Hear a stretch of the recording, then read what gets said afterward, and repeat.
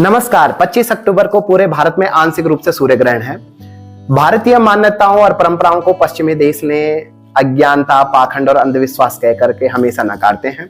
मैं आपके बीच भारतीय ज्योतिष शास्त्र के वैज्ञानिकों का मत रखने का प्रयास करूंगा। सर्वप्रथम देखते हैं कि सूर्य ग्रहण किस प्रकार होता है। जब सूर्य, चंद्रमा और पृथ्वी एक शीत में आ जाते हैं, इस वक्त चंद्रमा की छाया पृथ्वी के एक क्षेत्र में पड़ती है। इसे सूर्य ग्रहण कहा जाता है। यानी धरती से देखते वक्त चंद्रमा एक तरह से सूर्य को थोड़ी देर के लिए ढक लेता है।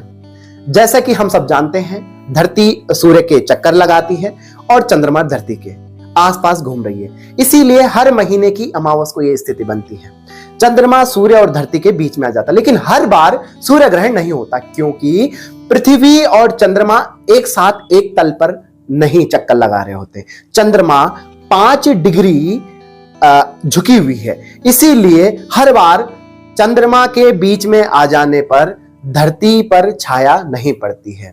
मुख्यतः सूर्य ग्रहण 3 प्रकार के स्थिति बनती है। एक होता है आंशिक सूर्य ग्रहण, दूसरा होता है पूर्ण सूर्य ग्रहण और तीसरा होता है वलयाकार सूर्य ग्रहण। आंशिक सूर्य ग्रहण जब किसी क्षेत्र पर चंद्रमा की छाया बहुत हल्की पड़ती है तो आंशिक सूर्य ग्रहण। पूर्ण सूर्य ग्रहण में जब चंद्रमा एक क्षेत्र पर पूरी तरीके से छाया पड़ जाती है, मान के चलो सूर्य को पूरा ढक लेती है, वहां अंधेरा दिखाई देता है, छाया दिखाई देता है, तो पूर्ण सूर्य ग्रहण। वलयाकार सूर्य ग्रहण में चंद्रमा एक वृत्ताकार आकार में एक कोना छूट जाता है, वहां पे वलयाकार सूर्य ग्रहण होता है। भारतीय ज्योतिष की सूर्य ग्रहण की मान्यताओं को पश्चिमी देश, यूरोपीय देश, अमेरिका इत्यादि नकारते हैं, खंडन करते हैं। और उसे क्योंकि हमारे भारतीय लोगों ने भी हमारे ग्रंथ नहीं पढ़े हैं, तो शायद उन्हें भी लगता है कि पश्चिमी देश सही कहते हैं। हमारे ज्योतिष जो है, विज्ञान है, वो विज्ञान नहीं बल्कि एक आडंबर या मिथक है, खाली भरण पोषण करने के लिए, पंडितों के लिए नहीं। आप सूर्य सिद्धांत पढ़िए। सूर्य सिद्धांत में सूर्य ग्रहण के महत्व के बारे में बहुत विस्तृत, सूर्य ग्रहण, चंद्र ग्रहण से लेकर के समय के मुहूर्त के विषय में बहुत वैज्ञानिक बातें कही गई हैं। कुछ बातें मैं आपसे शेयर करता हूं।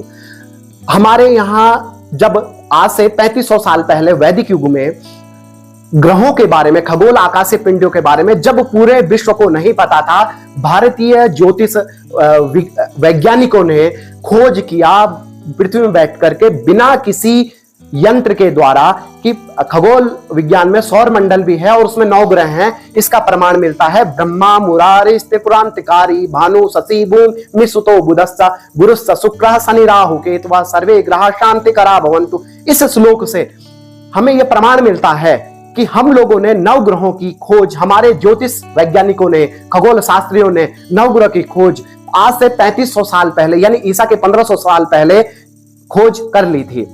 तो कहीं ना कहीं सूर्य ग्रहण पर जो हमारे यहाँ पंचांग में आपको पहले ही बताया जाएगा, क्योंकि हमारे यहाँ चंद्र की, सूर्य के, सारे 9 ग्रहों के ग्रह की गति को भी स्पष्ट करना सिखाया गया है। आपको मैं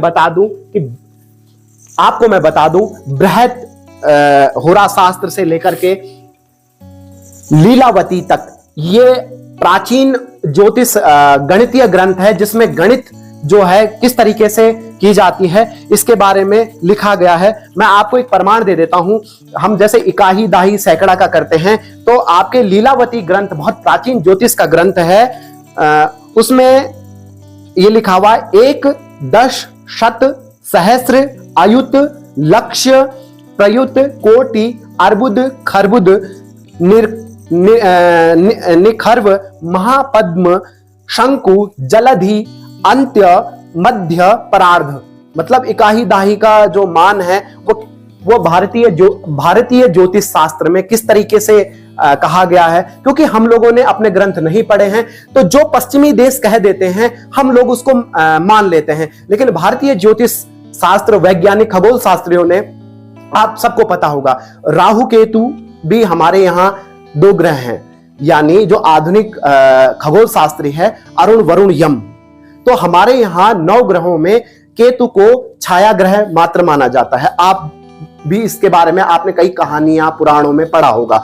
2006 में अंतरराष्ट्रीय खगोल वैज्ञानिकों ने प्लूटो को बौना ग्रह मानकर, क्योंकि वो दूसरे के ग्रहों की कक्षा को काटता है, इसलिए उसको अलग कर दिया और अब जो है सौर मंडल में 8 ग्रह मान्यता है।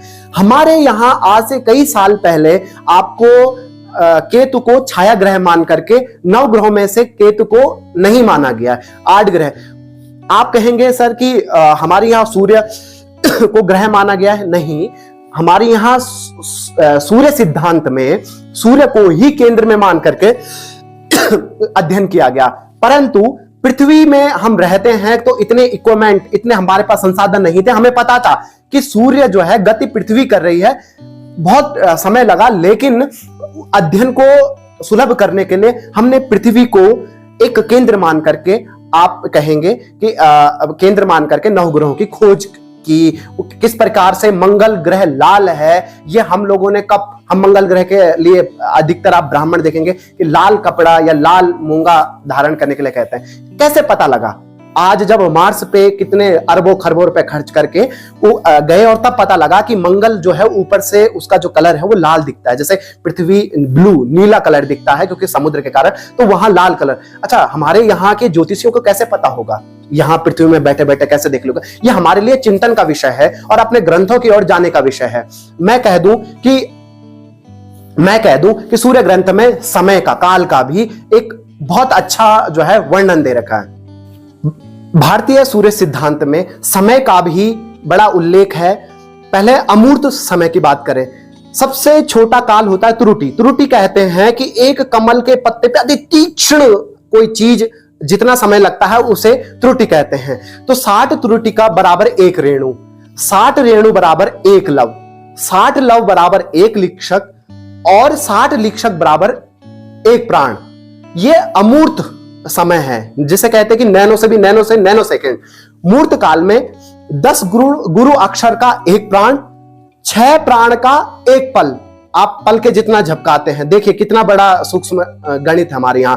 उसके बाद 2 पल 1 पल, 6 प्राण का 1 पल, 60 पल का 1 घटी और 60 घटी का 1 दिन रात, 30 दिन रात का 1 महीना, 1 मास, 2 सौर मास की 1 ऋतु, 6 सौर मास का 1 अयन और 2 अयन का 1 वर्ष। यह सूर्य सिद्धांत में समय का बहुत बारीकी से वर्णन किया। इस ग्रंथ अंधविश्वास, पाखंड का और भाग्य का नहीं है।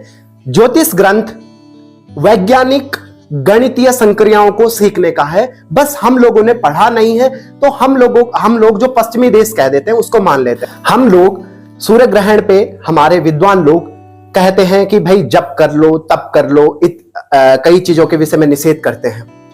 तो बाहर के लोग कहते हैं कि अंधविश्वासी या पाखंड है। जप और तप करना कोई गलत काम के लिए नहीं कह रहे हैं। एक विशेष प्रकार के जब प्रभाव दिखता है तो उसके लिए गलत रास्ते पे हम लोगों ने कोई परमाणु हथियार, विनाशकारी हथियार नहीं बनाए जिससे कई लोग मर रहे हैं। हम लोगों ने कोई ऐसे बम नहीं बनाया है जिससे दूसरे को परेशान हो। हमारे विद्वान लोग क्या कह रहे हैं? अपने आप को खोजने के लिए प्रेरित करते हैं कि एक समय विशेष काल के लिए, ताकि लोगों के मन में अच्छा फील आए। हम लोग पाखंडी और अंधविश्वासी नहीं है, अज्ञानी नहीं है, बल्कि हमारा ज्ञान हमको आत्मा के बल तक ले जाता है, भौतिक संसार से आगे सूक्ष्म पदार्थ से हट करके ले जाता है।